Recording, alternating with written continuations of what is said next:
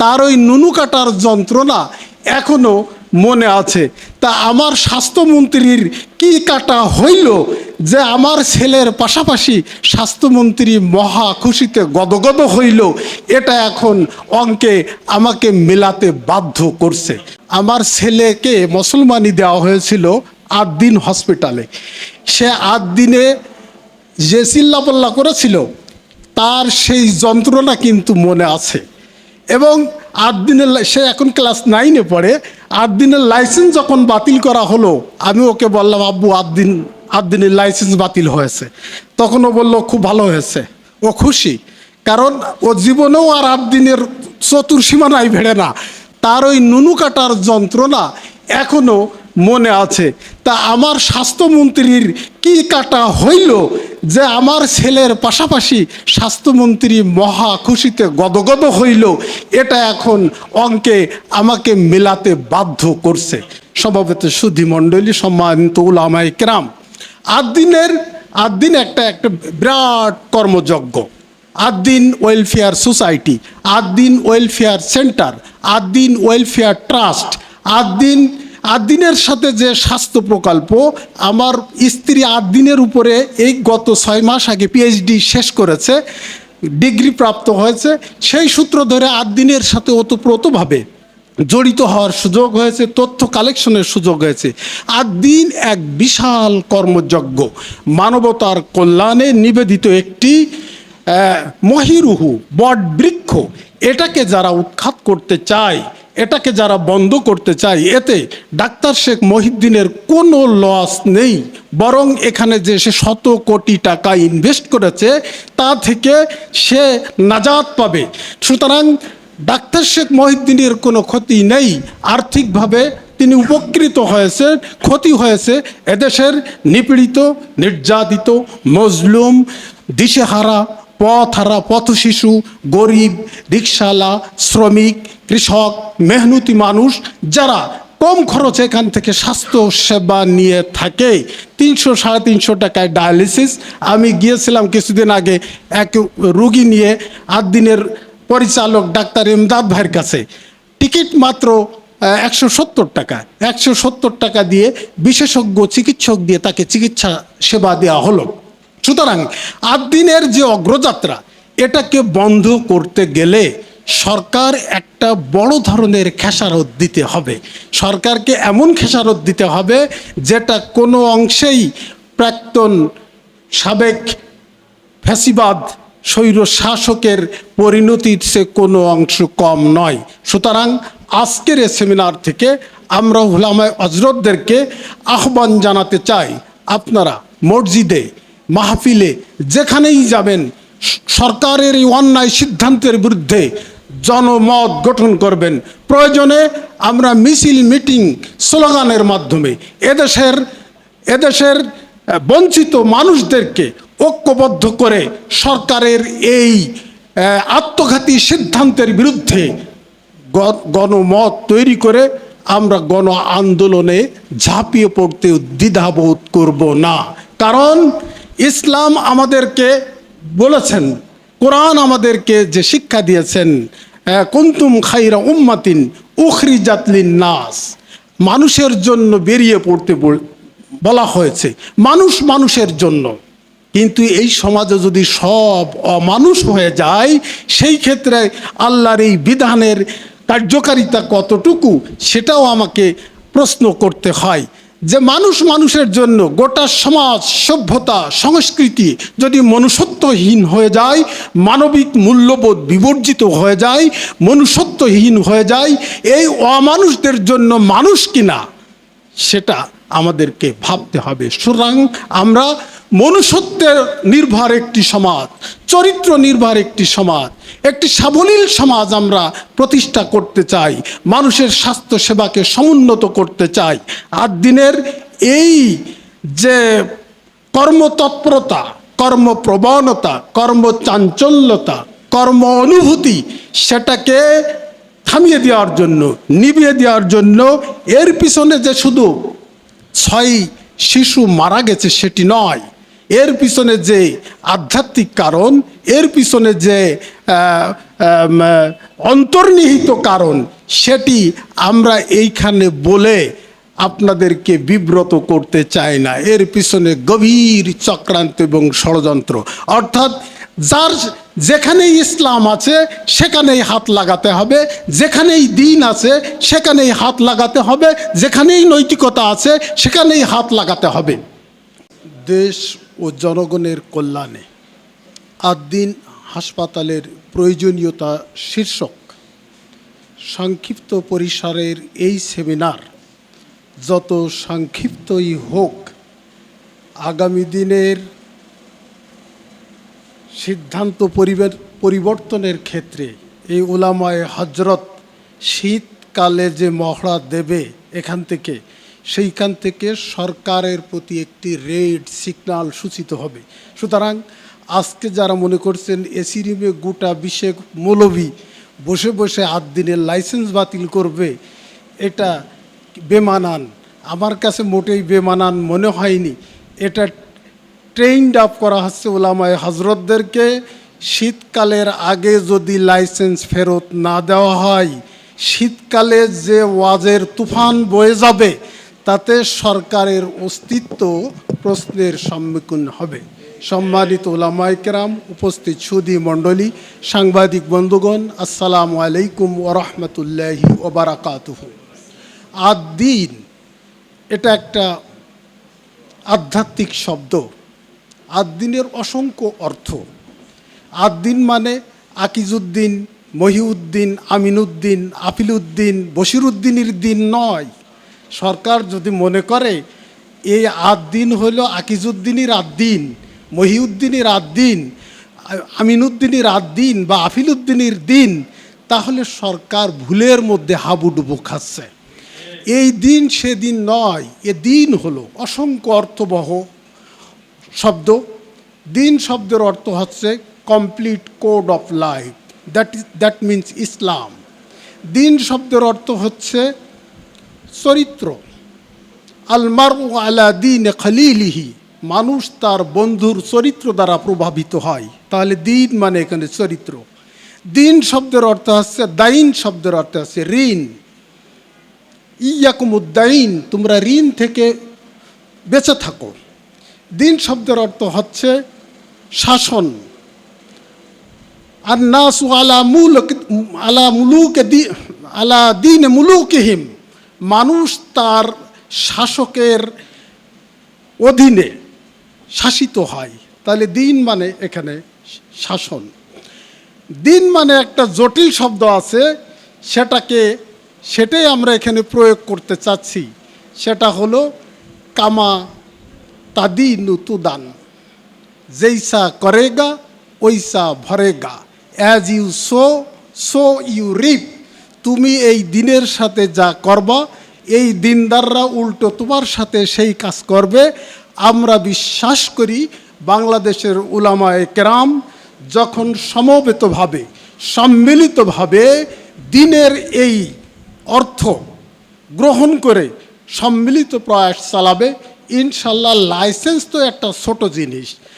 এই দিনের দিকে যারাই তাকিয়েছে, একেবারে নূহ নবীর আমল থেকে শুরু করে আদ সামুদ জাতির ইতিহাস আমরা জানি। লূত নবীর আমলে এই দিনের সাথে যারাই বেঈমানি করেছে, বিশ্বাসঘাতকতা করেছে, সেই লূত নবীর বংশধরদেরকে উল্টাই দেওয়ার জন্য আল্লাহ জিব্রাইল আমিনকে বললেন, আনাকলিব মাদিনাতা কাজা আহলুহা, ওই জনপদটা উল্টাইয়া দাও অধিবাসী সমেত, যেটা আজকে রেড সি বা লুত সাগর বা লোহিত সাগর হিসেবে আজকে ইতিহাসে জায়গা করে আছে। সুতরাং দিনের সাথে যারা গাদ্দারি এবং বেঈমানি করেছে তাদের অতীত ইতিহাস, অতীত পরিণতি মোটেই সন্তোষজনক নয়।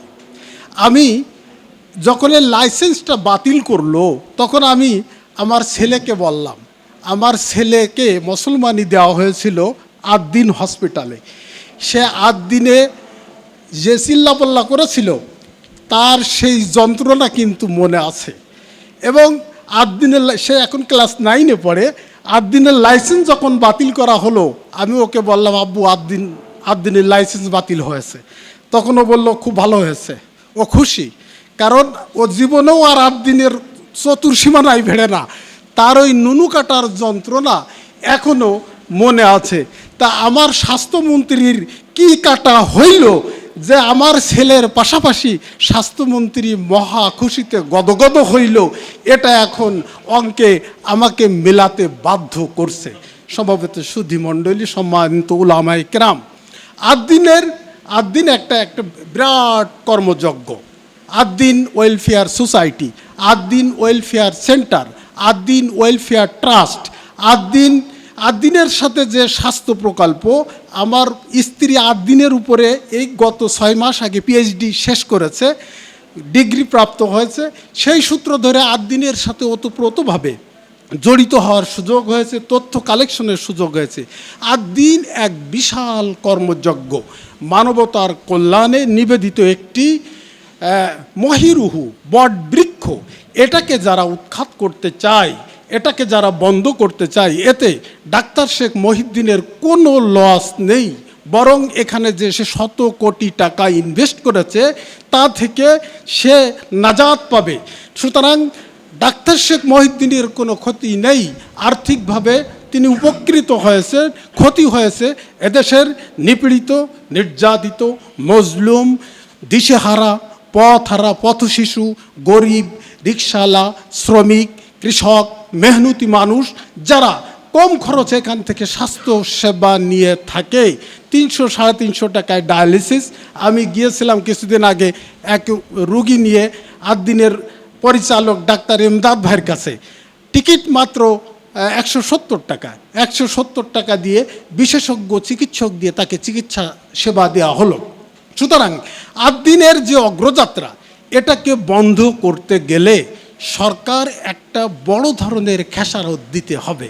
সরকারকে এমন খেসারত দিতে হবে যেটা কোনো অংশেই প্রাক্তন সাবেক ফ্যাসিবাদ স্বৈর শাসকের পরিণতির সে কোনো অংশ কম নয়। সুতরাং আজকের এই সেমিনার থেকে আমরা উলামায়ে হযরতদেরকে আহ্বান জানাতে চাই, আপনারা মসজিদে, মাহফিলে, যেখানেই যাবেন সরকারের এই অন্যায় সিদ্ধান্তের বিরুদ্ধে জনমত গঠন করবেন।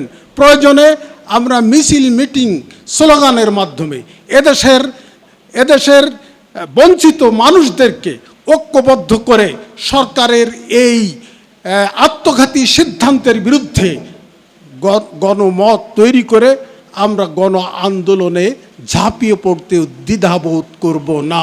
কারণ ইসলাম আমাদেরকে বলেছেন, কোরআন আমাদেরকে যে শিক্ষা দিয়েছেন, কুনতুম খাইরা উম্মাতিন উখরিজাত লিন-নাস, মানুষের জন্য বেরিয়ে পড়তে বলা হয়েছে, মানুষের জন্য।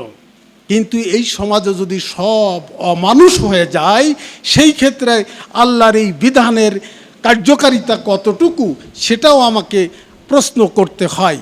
যে মানুষের জন্য গোটা সমাজ, সভ্যতা, সংস্কৃতি যদি মনুষ্যত্বহীন হয়ে যায়, মানবিক মূল্যবোধ বিবর্জিত হয়ে যায়, মনুষ্যত্বহীন হয়ে যায়, এই অমানুষদের জন্য মানুষ কিনা সেটা আমাদেরকে ভাবতে হবে। সুতরাং আমরা মনুষ্যত্বের নির্ভর একটি সমাজ, চরিত্র নির্ভর একটি সমাজ, একটি সাবলীল সমাজ আমরা প্রতিষ্ঠা করতে চাই, মানুষের স্বাস্থ্য সেবাকে সমুন্নত করতে চাই। 8 দিনের এই যে কর্মতৎপরতা, কর্মপ্রবণতা, কর্মচাঞ্চল্যতা, কর্ম অনুভূতি, সেটাকে থামিয়ে দেওয়ার জন্য, নিভিয়ে দেওয়ার জন্য, এর পিছনে যে শুধু 6 শিশু মারা গেছে সেটি নয়, এর পিছনে যে আধ্যাত্মিক কারণ, এর পিছনে যে অন্তর্নিহিত কারণ, সেটি আমরা এইখানে বলে আপনাদেরকে বিব্রত করতে চাই না। এর পিছনে গভীর চক্রান্ত এবং ষড়যন্ত্র। অর্থাৎ যেখানেই ইসলাম আছে সেখানেই হাত লাগাতে হবে, যেখানেই দ্বীন আছে সেখানেই হাত লাগাতে হবে, যেখানেই নৈতিকতা আছে সেখানেই হাত লাগাতে হবে। আমার ছোট মেয়েটি হলো ইবনে সিনার যশোরের মেডিকেল অফিসার। হঠাৎ করে ওদের অ্যাকাউন্ট ইসলামী ব্যাংক থেকে সরিয়ে পূবালী ব্যাংকে করা হলো রাতারাতি। আমি ম্যানেজমেন্টের কাছে জিজ্ঞেস করলাম যে কি কারণ। বলল তারা, আমাদের যে পরিমাণ আমানত গচ্ছিত আছে ইসলামী ব্যাংকে, গভর্নমেন্ট ইসলামী ব্যাংক কবজা করে ইবনে সিনার সমস্ত আমানতকে কবজা করবে। এই আশঙ্কায় ইবনে সিনা হসপিটাল এবং ইবনে সিনা ট্রাস্ট রাতারাতি তাদের অ্যাকাউন্ট চেঞ্জ করে পূবালী ব্যাংকে নিয়ে চলে আসা হলো। অর্থাৎ গোটা জাতি শঙ্কিত, উদ্বিগ্ন, গোটা জাতি দিশেহারা যে একটি সরকারের পতনের পর আরেকটি নির্বাচিত সরকার জনগণের সাথে এ ধরনের আচরণ করবে, এটা আমরা কোনো ক্রমেই কশ্চিনকালেও বিশ্বাস করতে পারি না। কারণ একটি নির্বাচিত সরকার, যে সরকারের ভিতরে জাতীয়তাবাদী মূল্যবোধ আছে, ইসলামী মূল্যবোধ আছে, ইসলামী চেতনা আছে, বিশ্বাস আছে, ঈমান আকিদা ধারণ করে, বক্তৃতায়, বিবৃতিতে, আচরণে, নির্বাচনের টুপিতে, দাড়িতে যাদের পূর্ণ মাত্রায় ইসলামের প্রতি একটা সহানুভূতি দেখেছি আমরা, কিন্তু এখন অঙ্কে গরমিল হলো যে আবদুল্লাহ বিন উবায়ের উত্তরসূরিদের যে চারিত্রিক বৈশিষ্ট্য ছিল, বর্তমান সরকার যদি সেই একই পথে হাঁটেন, এদেশের উলামায়ে কেরাম, এদেশের তৌহিদি জনতা বলতে বাধ্য হবে যে সরকার এদেশের ইমানদারদের সাথে বেঈমানি করছে। সুতরাং আজকে এই সংক্ষিপ্ত পরিসর থেকে সরকারের প্রতি একটি মেসেজ অবশ্যই দিতে চাই, সেটি হলো কোনো ক্রমেই আদ-দিনের আগে যেটা আছে আলিফলাম, এটা কি বলে আলিফলাম ইস্তেগরাকি মানে যেটার গোটা একেবারে ব্যাপক অর্থ প্রদান করে। সুতরাং শুধু আদ-দিন হসপিটাল নয়, দিন রিলেটেড যা কিছু আছে তার উপরে যদি এই সরকারের কালো হাত সম্প্রসারণ করে, এদেশের তৌহিদি জনতা হাত গুড়িয়ে দিতে বাধ্য হবে ইনশাআল্লাহ। সেটির রিহার্সেল প্রোগ্রাম হলো আজকের এই সংক্ষিপ্ত পরিসরে এসি রুমের মধ্যে বসে এই যে অনেকে কানাঘুষা করতেছে, কি ব্যাপারে এসব, এই টুপিওয়ালা দাড়িওয়ালা লোক লাইসেন্স ফেরত আনবে। লাইসেন্স ফেরত আসবে কি আসবে না কালকে থেকে বোঝা যাবে।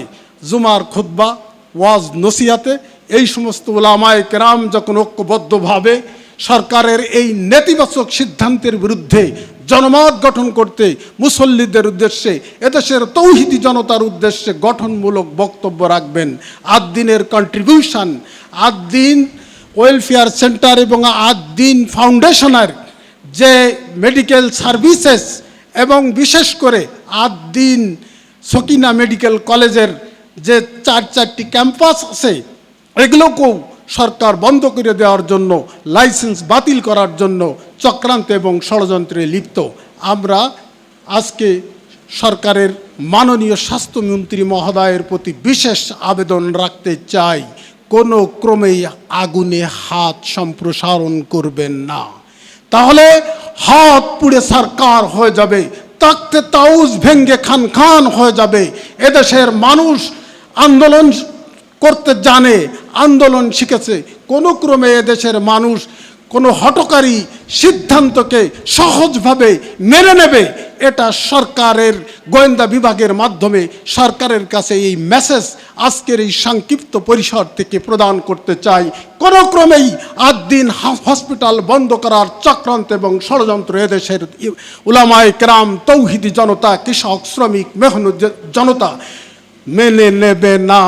তাদের বুকের তপ্ত রক্ত দিয়ে হলেও আদ-দিন হসপিটালের লাইসেন্স প্রত্যাহার করাবে ইনশাআল্লাহ। সেজন্য আমরা কাঁধে কাঁধ মিলিয়ে সকল ফর্মে আমরা কথা বলি।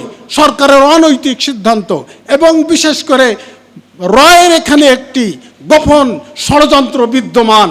র জানে যদি আদ-দিন সহ, ইবনে সিনা সহ বড় বড় হসপিটালগুলো বন্ধ করে দেওয়া যায়, তাহলে ভারত বিমুখ রোগীরা আবার ভারতমুখী হবে। এটাই হলো রয়ের মিশন। সুতরাং আমরা আমাদের গায়ে এক বিন্দু রক্ত থাকতে বাংলাদেশে ভারতীয় আধিপত্যবাদী শক্তির যে চক্রান্ত এবং ষড়যন্ত্র আমরা কখনো মেনে নেব না।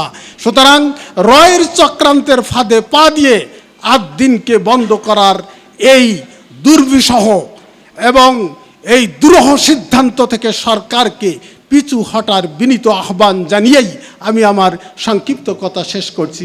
আল্লাহ হাফেজ। আসসালামু আলাইকুম ওয়া রাহমাতুল্লাহি ওয়া বারাকাতুহু। হয় এই শব্দটার সাথে মানবতার কল্যাণে আদ্দিন এই কথাটাও যুক্ত হওয়া উচিত ছিল। ধন্যবাদ জানাচ্ছি আজকের মানবতার কল্যাণে আদ্দিনের পাশে এসে যারা দাঁড়িয়েছেন। এই সংখ্যা আরও অনেক বেশি হলে অনেক বেশি ভালো হতো। আমরা আদ্দিনের পৃষ্ঠপোষকতায় বিভিন্ন সময় যত প্রোগ্রাম দেখেছি, যে চাঁদমুখগুলো এখানে দেখেছিলাম, আজকে তাদের দেখতে পারলে অনেক বেশি ভালো লাগতো। যেহেতু ওলামায়েদের প্রোগ্রাম, আমি যতদূর জানি আদ্দিনের সম্মানিত চেয়ারম্যান ডাক্তার মহিউদ্দিন ভাই আলেম ওলামাদেরকে অনেক বেশি ভালোবাসেন। তো আমার মনে হয় উনি যদি এই মুহূর্তে আসেন খুব বেশি খুশি না হয়ে অনেক বেশি হতাশ হবেন যে কাদের জন্য কী করলাম। আমি মাহবুব ভাইকে সেই বিষয়টাই বলছিলাম। সম্মানিত ভাইরা, আদ্দিন বন্ধ হওয়ার তো কিছু কারণ আছে, কারণ আছে না? আদ্দিন বন্ধ হওয়ার কিছু কারণ আছে। সবচেয়ে বেদনার জায়গা হচ্ছে সেটা, এদেশের রাজনৈতিক নেতারা যখন লুটপাট করে টাকা বিদেশে পাচার করে, তখন আকিজ সাহেবের ছেলেরা এদেশের মানুষকে বাঁচানোর জন্য হসপিটাল করে। এটা প্রথম অপরাধ।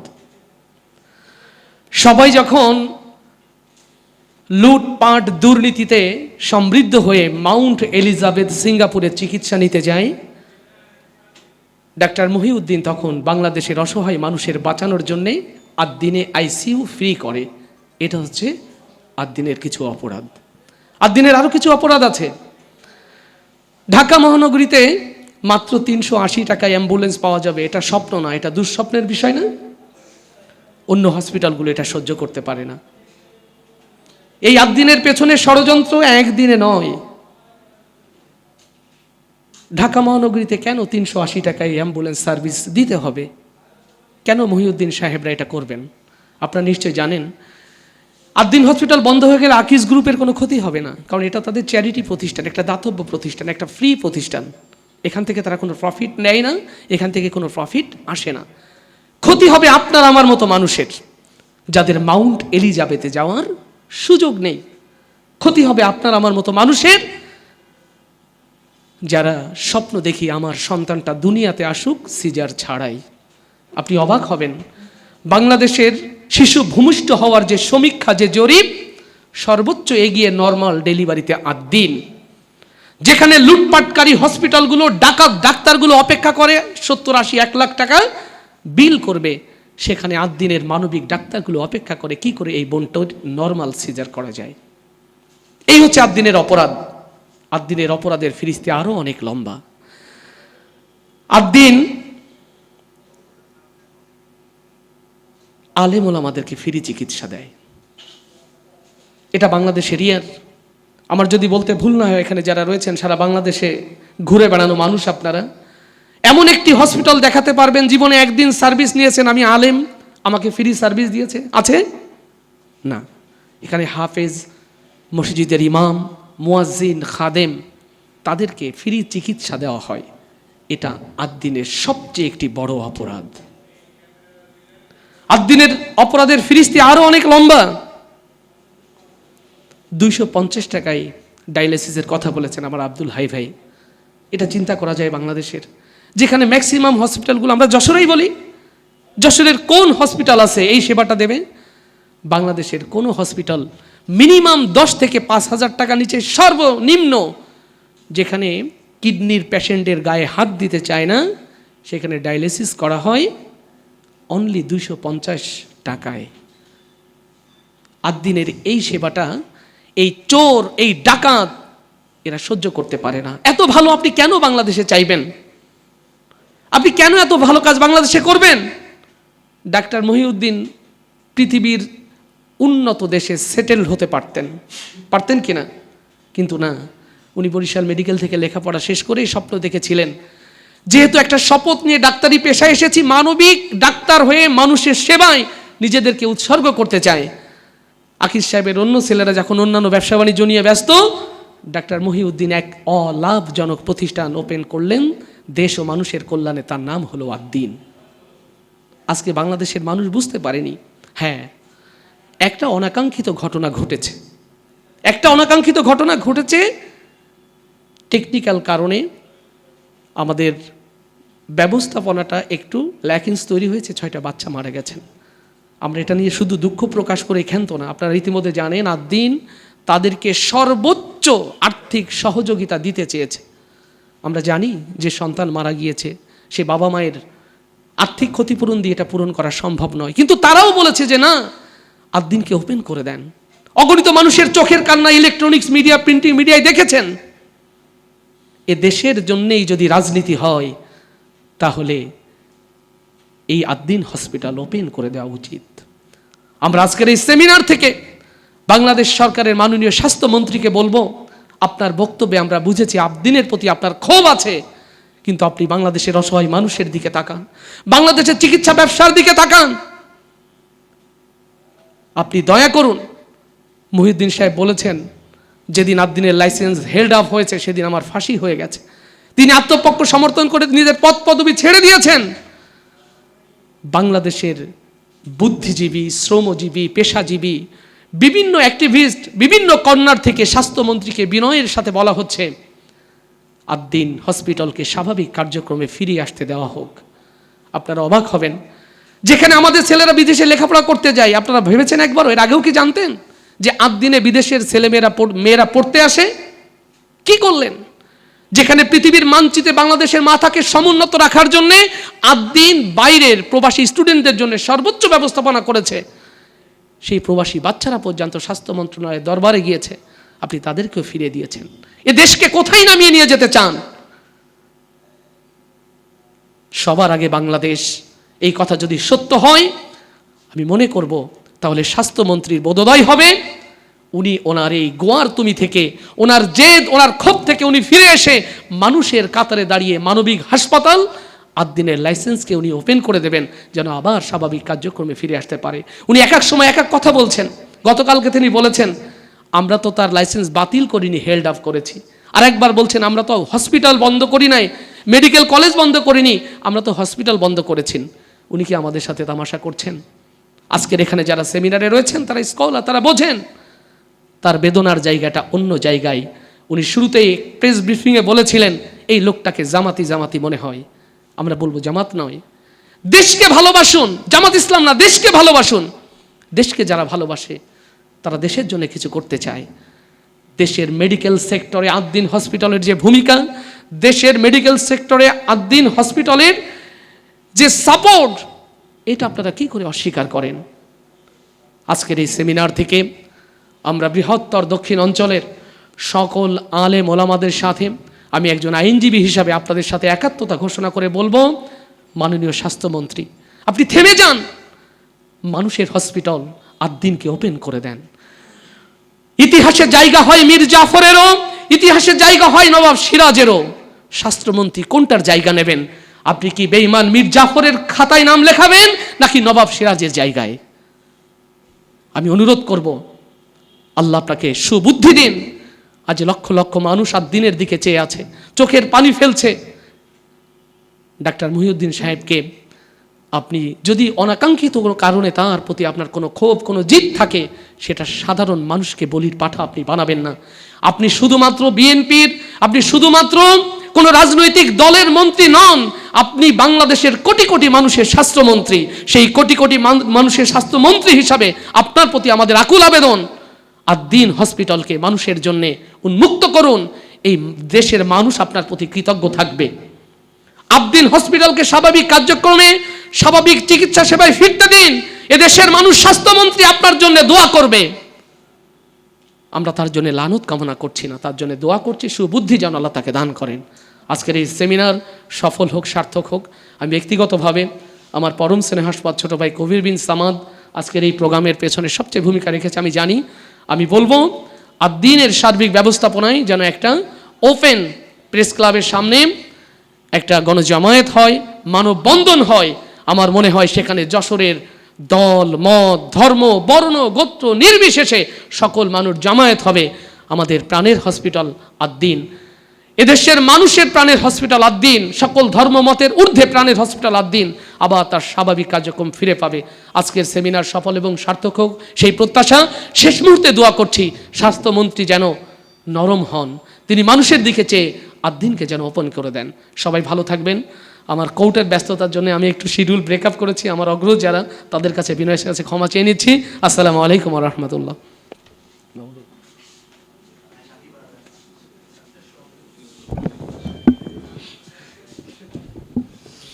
আলহামদুলিল্লাহ, শুকরান জাযাকাল্লাহ। দেশ ও জনগণের কল্যাণে আয়োজিত আদ্দিন হাসপাতালের প্রয়োজনীয়তা শীর্ষক সেমিনারে এতক্ষণ যাবৎ আমাদের সামনে গুরুত্বপূর্ণ বক্তব্য রাখছিলেন যশোর জেলা জজকোর্টের সম্মানিত শ্রদ্ধেয় আইনজীবী অ্যাডভোকেট রুকনুজ্জামান, সম্মানিত ওলামা হযরত। আজকের সেমিনারের এ পর্যায়ে আমাদের সামনে আদ্দিন হাসপাতালের প্রয়োজনীয়তা শীর্ষক সেমিনারে এই পর্যায়ে বক্তব্য রাখার জন্য বিনীতভাবে অনুরোধ করছি হযরত মাওলানা ইমাম হাসান নাসেরি। বক্তব্য রাখবেন হযরত মাওলানা ইমাম হাসান নাসেরি।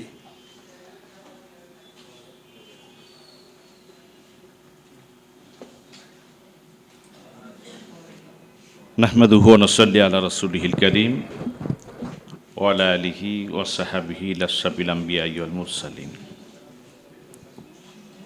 দেশ জনগণের কল্যাণে আদ্দিনের প্রয়োজনীয়তা শীর্ষক সেমিনারের সম্মানিত পরিচালক, সম্মানিত সভাপতি, জাতির শ্রেষ্ঠ সন্তান ওলামায়ে হযরত, সকলের প্রতি আমার সালাম। আসসালামু আলাইকুম ওয়া রাহমাতুল্লাহ। আল্লাহ শুকরিয়া এবং রাসূল সাল্লাল্লাহু আলাইহি ওয়াসাল্লামের দরুদ জ্ঞাপন করে কোনো বক্তব্য নয়, শুধু অনুভূতি পেশ করার জন্য দাঁড়িয়েছি। প্রিয় উপস্থিতি, আল্লাহ পাক পবিত্র কোরআনুল কারীমে সূরা মায়েদার ২ নম্বর আয়াতের শেষ অংশে তিনি বলেছেন, তাআনু আলাল বিররি ওয়াত তাকওয়া ওয়ালা তাআনু আলাল ইসমি ওয়াল উদওয়ান। তোমরা ভালো কাজে, কল্যাণমূলক কাজে, খোদাভীতির কাজে পরস্পর সহযোগিতা করো, আর অন্যায়, বিদ্রোহের কাজে, পাপের কাজে সহযোগিতা করো না। শুধুমাত্র এই বিষয়টি, এই আয়াতকে সামনে রেখে আজকে আমাদের এখানে উপস্থিত হওয়া। এখানে যারা আমরা উপস্থিত হয়েছি তাদেরকে 10,000, 20,000, 30,000, 50,000 টাকা অগ্রিম দিয়ে 6 মাস, 1 বছর আগে ডেট নিয়েও পাওয়া যায় না। আর তারাই আজকে এখানে স্বেচ্ছায় এসেছে নিজ খরচে, শুধুমাত্র এই আয়াতের বাস্তবতার কারণে। আদ্দিন হাসপাতাল মানবতার কল্যাণে কাজ করে, এজন্য আমাদের আশা। আদ্দিন হাসপাতাল বন্ধ হওয়ার পরে কেঁদেছে সাধারণ মানুষ, চোখের পানি ছেড়ে কেঁদেছে সাধারণ অসহায় মানুষগুলো, আর আনন্দিত হয়েছে সরকার, পুলকিত হয়েছে আমাদের স্বাস্থ্যমন্ত্রী। এই ছাড়া কেউ খুশি হয়নি, গোটা জাতি কেঁদেছে আর আনন্দিত হয়েছে সরকার, পুলকিত হয়েছে আমাদের স্বাস্থ্যমন্ত্রী। আজকে আমরা স্পষ্টভাবে বলতে চাই, আদ্দিন হাসপাতালের অপরাধ আছে। 6টা শিশু মারা গিয়েছে, এটা আমাদের কষ্টের কারণ, দুঃখের কারণ।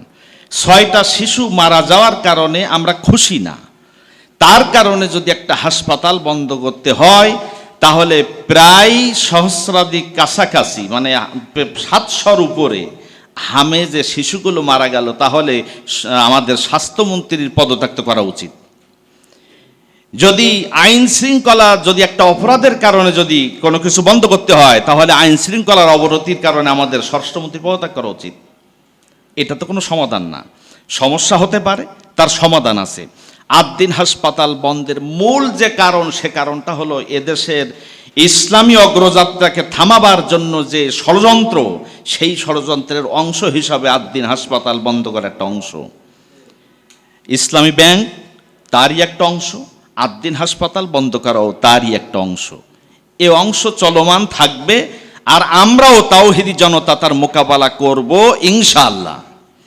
প্রিয় উপস্থিতি, আমি গত কয়েক মাস আগে ফরিদপুর থেকে মাহফিল শেষ করে বাসায় ফিরতেছিলাম। তা রাজগঞ্জ পার হওয়ার আগে ওখানে মোবাইল কোর্ট বসেছে পুলিশের।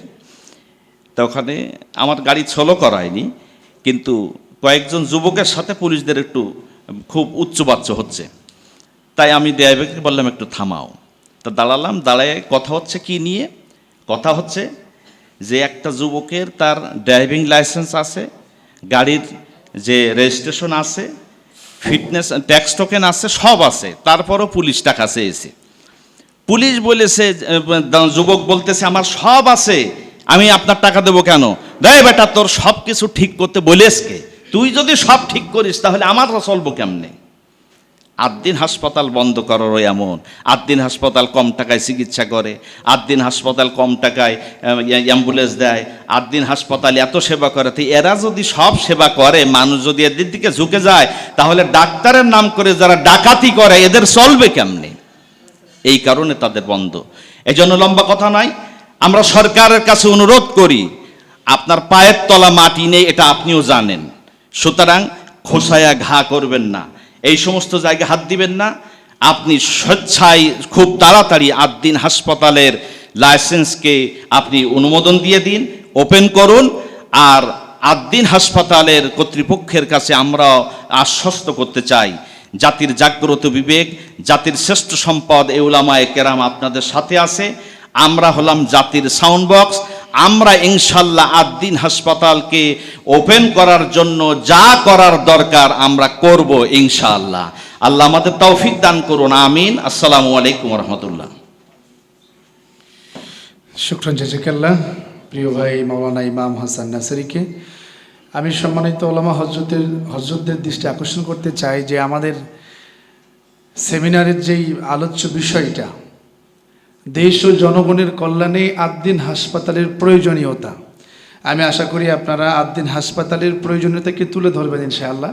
আমরা এখানে কারোর সমালোচনা করার জন্য আসি নাই, আমরা এটাকে আদ্দিন হাসপাতাল কেন প্রয়োজন বাংলাদেশের মানুষের জন্য, 18 কোটি মানুষের স্বাস্থ্য সেবার জন্য এটা কেন প্রয়োজন, কিসের জন্য এটাকে ওপেন করে দেওয়া সরকারের উচিত, আমি আশা করি আপনারা এই বিষয়ে কথা বলবেন ইনশাআল্লাহ।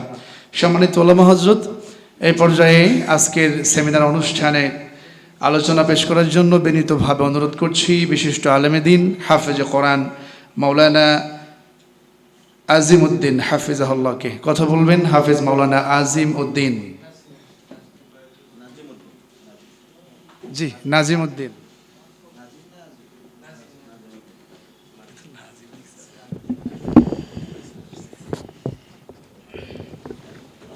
السلام عليكم ورحمة الله وبركاته.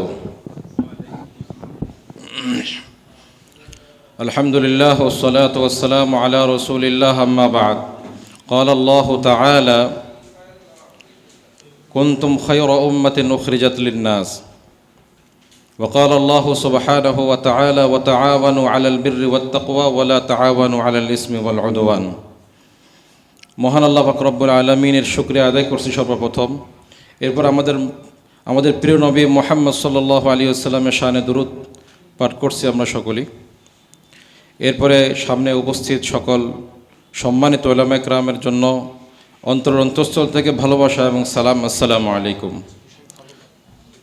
আজকের যে সেমিনারের শীর্ষক যে বিষয়টি, দেশ ও জনগণের কল্যাণে আদ্দিন হাসপাতালের প্রয়োজনীয়তা, এই কথা যদি আমরা বলতে চাই, যে বিষয়গুলো পূর্বে আলোচনা হয়েছে এর বাইরে আমি কয়েকটা কথা বলি। 1 নম্বর প্রয়োজনীয়তা হয়েছে, যেহেতু একটা হসপিটাল, আমরা সাধারণত মনে করি যে একটা হসপিটাল মানে মানুষ এখানে শুধু শারীরিক চিকিৎসা নিতে এসেছে, অথচ একটা মানুষের শারীরিক চিকিৎসার পাশাপাশি তার মানসিক চিকিৎসা, তার আত্মিক চিকিৎসার প্রয়োজন এর থেকেও বেশি, ঠিক কিনা বলেন? একটা মানুষ শরীর অসুস্থ হলে সুস্থ হতে পারে, সুস্থ হওয়ার জন্য ওষুধ খাবে, কিন্তু একটা মানুষের আত্মা যদি নষ্ট হয়ে যায়, ইসলামের প্রতি তার যদি ভালোবাসা না থাকে, তাহলে তার আত্মার চিকিৎসা করা এর থেকেও বেশি জরুরি, ঠিক কিনা? সুতরাং আমি